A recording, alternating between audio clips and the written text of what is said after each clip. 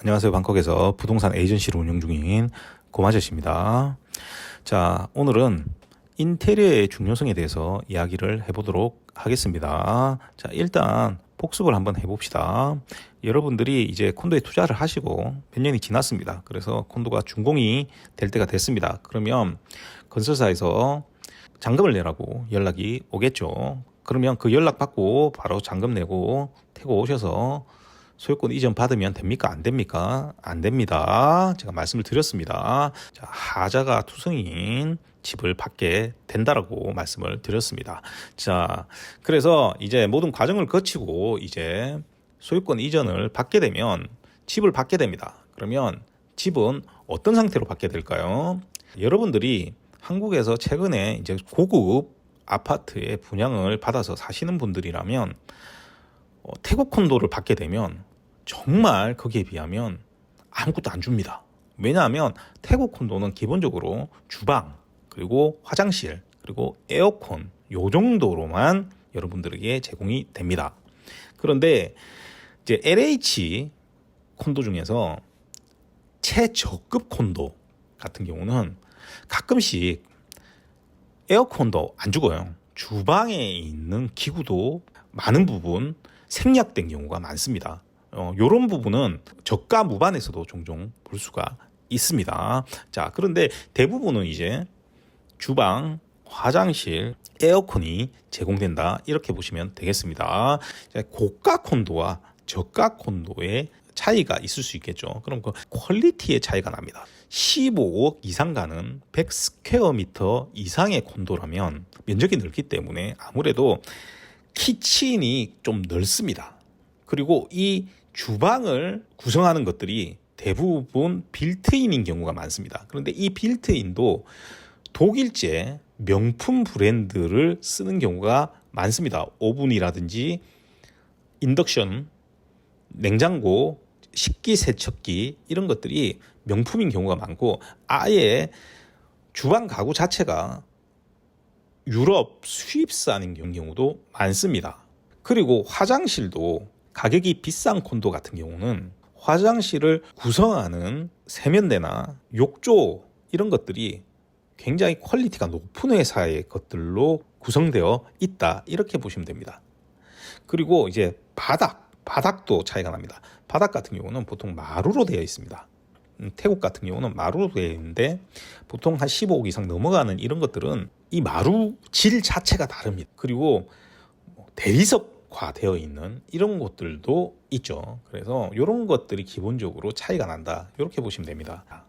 자, 여기에서 이제 옵션 같은 것들이 있을 수가 있습니다. 이제 우리가 콘도를 구매할 때 옵션 같은 것들을 넣어 놓는 경우가 있습니다. 이런 것들이 이제 예전에 에어비앤비를 하던 시절의 유산입니다. 그래서 방콕 같은 경우는 최근에는 이런 옵션들이 거의 없습니다. 대기업 같은 경우는 거의 찾아보기가 힘듭니다.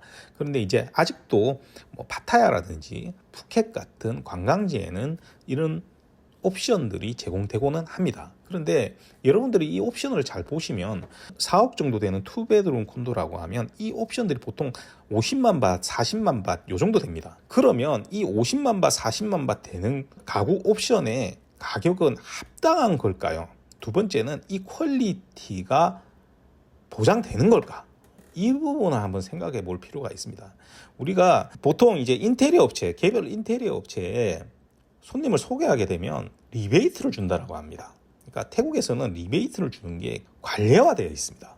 그러면 이 인테리어 업체가 이 프로젝트 전체의 옵션을 담당하고 있다라고 하면 그러기 위해서 필요한 비용은 이 가격에 모두 포함되어 있다 보시면 됩니다. 예를 들어 여러분들이 콘도가 완성이 되면 콘도 로비에 인테리어 업체가 광고를 하고 있는 경우도 보실 수가 있습니다. 그러면 이건 공짜로 하고 있는 걸까요? 태국은 에어컨을 계속 틀고 살게 됩니다. 그렇죠. 그래서 1년에 한 번씩 에어컨을 청소를 해야 됩니다. 그런데 우리가 관리회사나 건설사 앱으로 들어가서 거기에 광고되어 있는 업체에다가 여러분들이 한국에 있으니까 에어컨 청소를 부탁하게 되면 그 업체는 에어컨 청소를 하러 가서 냉매를 교체해 버립니다. 그런데 저 같은 사람이 외부 업체에다가 맡기게 되면 냉매를 교체하는 경우가 거의 없습니다. 진짜 냉매를 교체해야 될 경우에만 교체를 하게 되겠죠. 당연히 냉매를 교체하게 되면 비용이 그냥 청소만 한 것보다 훨씬 많이 들어가겠죠. 자, 이런 식입니다. 지난번에도 말씀드렸지만 어떤 콘도가 광고를 하는데 수익률을 몇 년 동안 준다. 그러면 그거는 여러분들 판매 가격에 다 포함되어 있는 겁니다. 세상에 공짜라는 건 없습니다. 자, 그런데 문제가 뭐냐? 여러분들이 여기에서 만약에 커튼 하나만 한다라고 합시다. 그러면 커튼 아저씨를 만나서 커튼의 패턴을 정해야 됩니다. 그리고 커튼 직원이 어느 날 약속을 잡고 와서 치수를 다 재가야 됩니다. 그죠? 그리고 나서 제작을 해서 날짜를 잡아서 설치를 해야 됩니다. 자, 이것만 해도 한 번 만나야 되고요. 두 번 집 문을 열어줘야 됩니다. 자, 그런데 가구, 전자제품 이런 것들은 더 많이 집을 방문해야 되는 겁니다.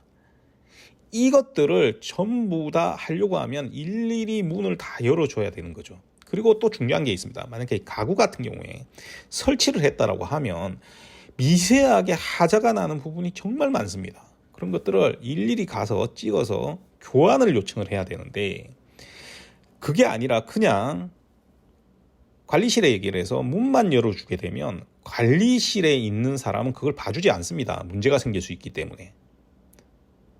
그러면 여러분들이 크게 사진을 찍어서 보낸다고 하더라도 그 하자를 알 수가 없습니다. 그렇죠. 그러니까 일일이 가서 다 확인을 해야 되는 작업이 필요한 겁니다. 그래서 제가 한 콘도 프로젝트에서 10채 이상의 집을 팔지 않는 이유가 됩니다. 왜냐하면 이 한 채당 준공이 되는 시점부터 소유권 이전을 받고 인테리어를 끝내고 임대를 내놓을 때까지 딱 그 내놓을 때까지입니다. 내놓을 때까지 최소 5개월이 걸립니다. 그래서 10채만 해도 정말 정신이 없습니다. 그래서 콘도 하나가 완성되면요. 거의 사무실을 4, 5개월 동안 못 갑니다. 그런데 여러분들이 혹시라도 한국에서 새 집 사서 이사 한번 해보셨으면 아시겠지만 내 집을 직접 해도 스트레스가 정말 많이 쌓입니다. 그래서 부부싸움도 많이 하게 되죠. 자, 그런데 여러분들이 순수 투자라 여기에 오지 못한다. 그러면 그냥 업체에 맡기는 방법밖에 없는 겁니다. 그런데 앞에도 말씀드렸듯이 두 가지 문제가 생기죠. 첫 번째는 퀄리티의 문제, 두 번째는 비용의 문제가 생깁니다. 비용 차이 많이 납니다. 여러분들 쉽게 그러면 이렇게 생각하실 수 있습니다. 쇼룸을 만든 회사가 있을 거 아니냐. 그러면 그 회사에 맡기면 안 되냐. 그런데 쇼룸이라는 게 고가 콘도는요. 쇼룸을 화려하게 안 합니다. 보통 화려하게 만든 게 저가 콘도일수록 화려하게 만듭니다. 그래서 예를 하나 들어서 한 60스퀘어미터 정도짜리 한 4억 정도 되는 콘도라면 그 쇼룸대로 만들면 2밀리언 바트 정도 듭니다. 그러면 한국 돈은 한 7천만 원 정도 듭니다. 그런데 이 인테리어 비용을 늘려놓게 되면 결정적으로 세일을 다시 할 때 비용이 늘어나서 수익성을 해치게 되는 요소가 됩니다. 참 안타까운 것이 여러분들하고 첫 상담을 하게 되면 여러분들이 콘도를 마구 찾은 상태입니다.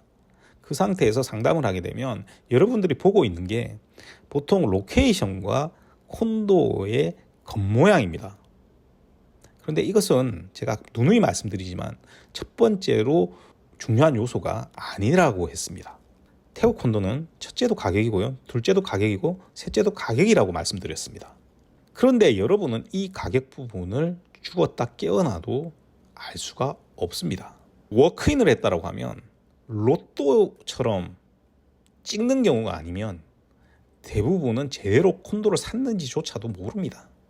쉽게 제가 2년 가까이 2억에서 2억 5천만 원대의 원베드룸 콘도를 판매하지 못했다고 합시다. 그러면 그동안 방콕에는 2억에서 2억 5천만 원대의 콘도가 분양이 안 돼서 콘도를 못 판 게 아닙니다. 이 가격대 콘도는 분양만 따져도 널리고 널렸습니다만 제 기준을 통과하는 콘도가 없었기 때문에 판매를 안 한 겁니다. 1년간 이 가격대의 문의가 30명한테 왔다라고 합시다. 그러면 1년 후에 제가 물건을 찾았다라고 하고 그분들에게 일일이 연락을 하면 몇 명이나 연락이 돼서 투자가 가능할까요? 80% 이상은 연락이 다시 안 됩니다. 그래서 부동산 하는 사람들은 대부분 연락이 왔을 때 바로 거래를 안 하면 대부분 고객이 날아간다는 걸 알고 있습니다.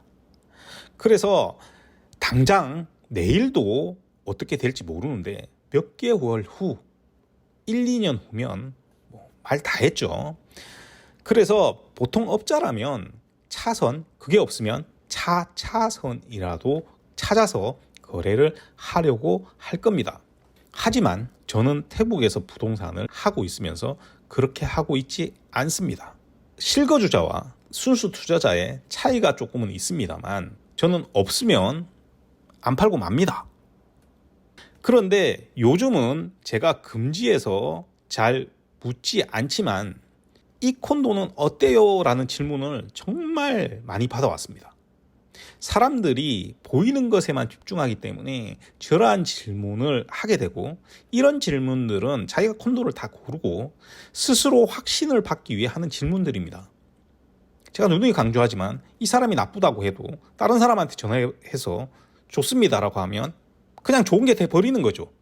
그런데 그 안에 정작 중요한 내용들이 있습니까? 아무것도 고려되어 있지 않은 겁니다. 다시 돌아가서 인테리어 비용을 결정하는 문제는 저가 콘도일수록 엄청나게 중요한 문제가 됩니다. 고가 콘도인 경우는 돈을 조금 때려박아도 됩니다. 왜 그러냐면 그 고가 콘도를 사는 사람들은 어차피 돈 많은 사람들이기 때문에 더 고급스럽고 예쁘고 잘 해놓을수록 잘 팔릴 수 있습니다. 하지만 저가 콘도는 그 이외의 것들에게 발목이 잡혀서 문제가 됩니다. 뭐냐면 외국인 커터와 내국인 커터 간에 차이가 있기 때문입니다. 간단하게 생각을 해봅시다. 고가 콘도라면 예를 들어 15억 이상 콘도라고 우리가 가정을 하고 1%만 차이 나도 어마어마한 차이가 나게 됩니다. 자, 2억짜리 콘도라면 1% 차이가 나면 그 차이가 거의 나지 않게 됩니다. 자, 그런데 외국인 커터와 내국인 커터 판매 주체가 분리되어 있는 경우, 제가 이거 제일 강조를 하죠. 이 경우에는 고가도 가격 차이가 나는 경우가 많습니다. 그러면 아무리 겉모양이 번지르르 해도 처음부터 잘못 산 상태가 되는 겁니다. 저가 콘도도 마찬가지입니다. 저가 콘도도 10% 이상, 15%, 심지어 20% 차이 나는 콘도들도 있습니다. 이러면 처음부터 그만큼의 손해를 보게 되는 겁니다. 그런데 여기에 인테리어 비용까지 더 늘어났다. 그러면 더 큰 손해를 보고 시작하게 되는 겁니다. 어차피 저가 콘도는 차이가 조금 있다라고 했지 않습니까? 그런데 예를 들어서 한 1,000만 원 정도 차이가 난다. 그러면 이 1,000만 원의 갭을 줄이는 것은 굉장히 간단합니다. 여러분들이 인테리어를 비용을 줄이고 퀄리티를 높여버리면 됩니다. 이게 가능합니다. 왜냐하면 발품 팔아서 만든 인테리어와 업체에 보낸 인테리어는 같은 가격이라면 차이가 많이 납니다. 쉽게 얘기를 해서 내가 발품 팔아서 잘 만든 인테리어라면 이 정도 인테리어를 업체에 맡기게 되면 훨씬 돈이 많이 들어가기 때문입니다. 그만큼 인테리어 업체들은 대부분 비용이 굉장히 높습니다. 따라서 이렇게 인테리어 비용을 잘 줄이게 되면 갭을 줄여버리게 됩니다. 그 다음에 중요한 부분이 있죠. 콘도는 모든 유닛의 가격이 전부 다릅니다. 똑같은 구조를 가지고 있어도 옆집하고 우리 집하고는 가격이 다른 것이 보통입니다. 따라서 한 프로젝트 내에서 가장 중요한 면적 그리고 가장 중요한 위치의 유닛을 선점하면 또 이 갭을 줄일 수 있습니다. 이렇게 인테리어와 이 유닛을 고르는 방법으로 이것을 줄여놓지 않으면 줄일 방법이 없습니다. 그래서 제가 콘도를 팔 때 아무 면적에 아무 위치에 있는 유닛을 팔지 않는 겁니다. 저와 거래해 보신 분들은 아시겠지만 제가 프로젝트를 분석해서 팔아야 되는 면적의 유닛과 위치를 딱 정해놓고 그 위치의 유닛이 소진이 되면 아예 팔지를 않는다는 거 저와 거래를 해보신 분들은 다 알고 있습니다. 물론 순수 투자와 실수요자는 조금 타이트함의 차이가 있습니다만 아예 가격 구조가 잘못된 콘도는 아예 팔지를 않습니다. 따라서 인테리어라는 게 단지 여러분이 그냥 돈으로 해결해서 되는 일이 아닌 겁니다. 어떻게 이 비용을 줄이면서 잘하느냐는 콘도의 가치와 투자성에 많은 영향을 끼치기 때문에 정말 중요한 일이 아닐 수가 없는 겁니다. 물론 이제 제 고객들이야 제가 콘도를 선별해서 투자를 시키고 인테리어 또한 한국에서 사실상 결제만 하면 되는 시스템을 구축해 놓았기 때문에 크게 신경 쓸 필요가 없다는 것을 제 고객들은 아실 겁니다. 그런데 그 모든 구매 설치 누가 다 합니까? 제가 또 제 직원들이 일일이 가서 전부 다 합니다.